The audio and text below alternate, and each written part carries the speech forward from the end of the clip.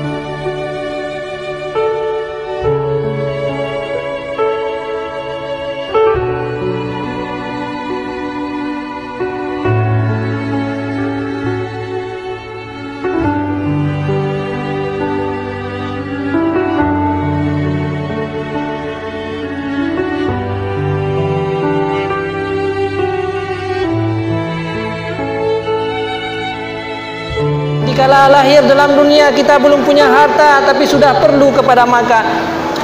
Dikala lahir dalam dunia ini kita belum bisa mencari harta, sudah perlu kepada pakaian. Dikala lahir di dunia ini kita belum bisa mencari harta, tapi kita butuh dengan kebutuhan-kebutuhan. Yang namanya manusia ini adalah untuk berkorban dalam hidupnya. Karena kita memang diciptakan untuk menjadi manusia-manusia yang konsumtif semenjak kita lahir. Semenjak lahir kita sudah butuh dengan berbagai macam kebutuhan-kebutuhan.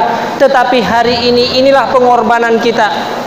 Bagaimana kita menciptakan diri kita akan menjadi orang yang produktif untuk mengimbangi kodrat daripada kita konsumtif yang terjadi hari ini. Bagaimana kita membuat jiwa kita ini menahan segala keinginan-keinginan kita. Sesungguhnya Allah Subhanahu wa Ta'ala selalu mengajarkan kita menahan hawa nafsu daripada kita. Kita ingin menjadi orang kaya, kita ingin untuk mencukupi kebutuhan-kebutuhan kita, kita ingin untuk menyenangkan keluarga-keluarga kita.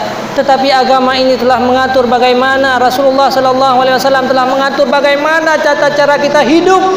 Bukan sekedar untuk hidup di dunia, bukan sekedar sukses di dunia, tetapi Rasulullah selalu mengajarkan kita akan menjadi orang-orang yang sukses di hari akhirat nanti.